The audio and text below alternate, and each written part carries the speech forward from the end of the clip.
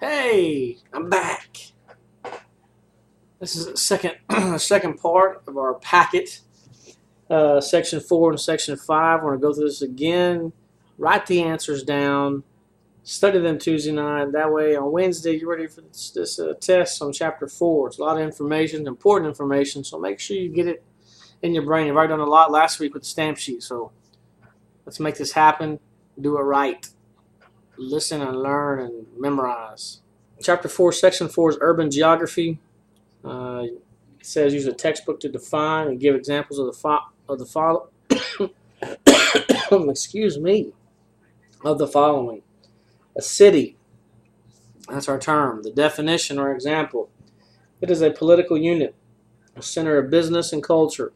We know what cities are: Houston, Dallas, Fort Worth. Those are cities. Metropolitan area is a type of functional region. Remember we talked about functional regions back in the day, a few weeks ago, where you have an area that's connected by one way or the other. Highway systems, railroads, subways, whatever. That's a metropolitan area. It's a type of functional region. It includes cities, suburbs, and exurbs. So all those areas together, connected by highways, could be a metropolitan area. A suburb. Political unit, part of the metropolitan area. Its borders touches the city borders or another suburbs borders. So if you got like Dallas, a suburb of Dallas could be Cedar Hill or Mesquite or something like that. If I'm thinking of the right area, so that's a suburb. An exurb is a political unit, part of the metropolitan area. There's open land between its borders and the city's borders or a suburb's borders. So basically, you've got a city and the suburbs touch the city somehow, the borders. An exurb meaning there's going to be space between the city and this other area. So that space in between, if there's space in between, then that town, which is a little bit outside, becomes an exurb. All right, so you can make the argument and say, Wichita Falls is a city. Petrolia could be an exurb because there's space between the border of Wichita and the border of Petrolia, so maybe that could be something like an exurb. CBD is a central business district. It's in a city, and usually it's the commercial activities center of the city. Okay, it's where a lot of your businesses are. Residential land use should be pretty self-explanatory. That's the land you use for housing. Residential. That means residence. Land use for housing. Commercial land is land used for businesses and retail purposes. That means all those shops that you see, that land's called commercial land. I mean, they're putting shops on top of it, trying to make some money out of it. Industrial land use, that's land used for manufacturing and refining, assembling things, whatever. Okay. On this map below, you can do it on your own. You're just trying to map out using color pencil stuff, the central business district, suburbs, exurbs, things like that.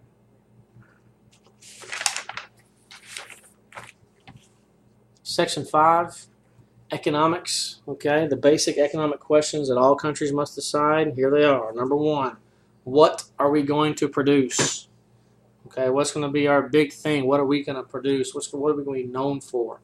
The second one, how are we going to produce it? We have our item. Now, how are we going to make it happen? And the third is who's going to get it once it's produced. Okay, is it going to be straight government run? Is it people going to be able to do things? Are people going to be part of this? Whatever. Those are the basic economic questions. What are we going to produce? How are we going to produce it? Then who's going to get it? The types of economic systems. Okay.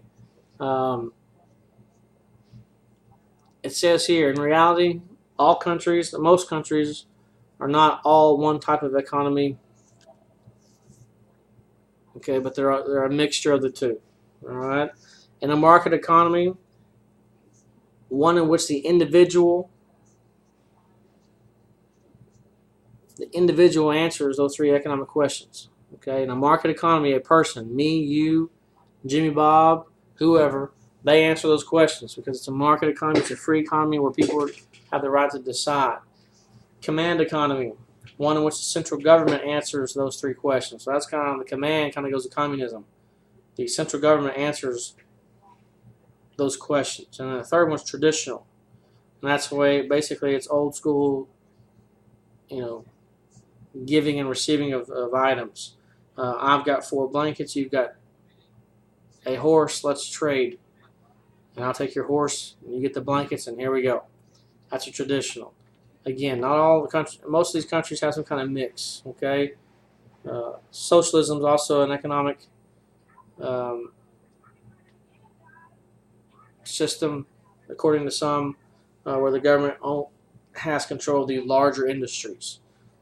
So that can be thrown in there as well. Economic systems in action. Of course, here's where we get into socialism in this area. But number 1, capitalism or free market. It's where the market and consumers determine price. Individuals own businesses. And then many commercial or large-scale businesses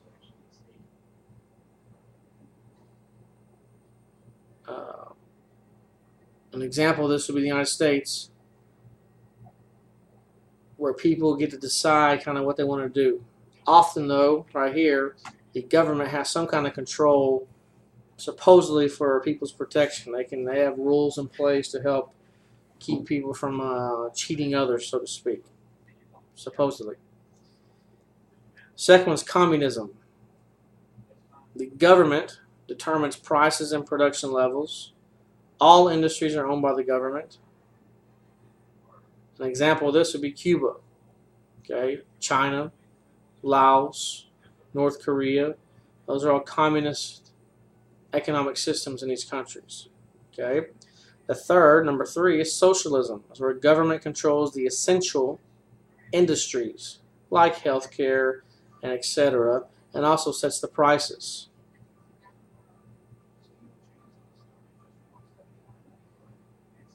Non-essential industries are owned by individuals. Examples of this would be France, and depending on which side of the aisle you're on, the United States, where the government now has a big hand in the health care of the United States. The fourth, again, is traditional. It operates at a subsistence level or a local level a lot of times. People are only growing enough food for themselves, so it keeps it local. Farming, grazing, other cottage industries are a part of this. Production designs are based on tradition. Oftentimes, barter is a form of exchange rather than money. Okay, so we're not dealing with money. Okay, examples of this: all your old school trading, rural Mongolia, anything where there's no reach of government, you're going to have some kind of traditional economic system happening. Okay.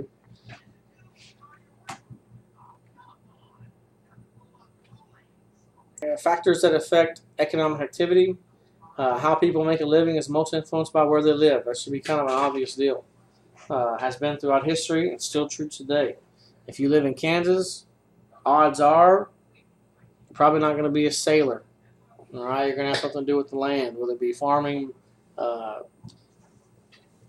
oil type stuff, whatever. You're going to have something to do with the land and using the plains. The natural resources of an area also kind of help decide what you do. The natural resources, including raw materials and labor, determine what businesses or industries develop in that place. Okay, so where you live has a lot to do with what you do, and then the raw materials that are available. An example of this would be the cotton belt, the rust belt, things like that. Places must also have a market, necessary technology, and transportation to ship goods. So those are the things that affect economic activity. Where you live, the natural resources that are part of that area, and then whether or not you have a market, technology, and transportation to move your goods, track your goods, and sell your goods at the optimal level. Types of economic activity, there are 4 types: primary, secondary, tertiary, and quaternary. Okay, a primary economic activity are activities that involve extracting natural resources from the ground. Okay, farming, logging, mining, whatever it is, where you're taking something at its basic level and extracting it. That is a primary economic activity. Secondary is any activities that involve processing or transforming natural resources into something else. Slaughtering of animals and then turning it into meat, furniture building, things like that. Number 3 is tertiary, activities that involve transporting, moving things around. Truck driving will be a big part of tertiary activities. Tertiary jobs don't provide a good or goods, they provide services. All right, involve transporting. They don't provide goods, they provide services. Number 4 is quaternary, activities that involve information generating, processing, and distribution. Examples would be, IT guys, financial gurus, people like that. They're higher up in your management systems. Infrastructure, the basic support system needed to keep an economy going, including power, communications, transportation, water, sanitation, and education system. That's all part of infrastructure. Everything in your everyday life that you probably take for granted, that's part of infrastructure. Economic indicators, GDP is gross domestic product. That's the total value of all goods and services produced within a country over a year. GNP is gross national product. That's the total value of all goods and services produced by a country over a year. Per capita income, or GDP per capita, is the amount of money a person makes in a political unit over a year, meaning how much money you make in your house individually. That's your per capita income. Resources. There are 3 types. Renewable. Those are resources that can be replaced through natural processes. You have non-renewable, which are resources that cannot be replaced. And then you have inexhaustible, which are things usually having to do with solar power, planetary things that are unlimited in quantity. Wind will be a great example of inexhaustible resources. Sunlight, unless the sun were to burn up and die. That's a long way away. Inexhaustible resources. MDCs, LDCs, More developed countries, lesser developed countries. And the last part here, developed countries get HIE, which should be HIE, meaning if you're developed, you should have health care, there should be great infrastructure, and education. If these 3 things don't exist in your country or in that particular country, then you're an LDC, more than likely. If you're an MDC, you'll have health care, you'll have infrastructure, and then you'll have an education system, especially for the women. Hope you dig it. That's the second part of Chapter 4 packet.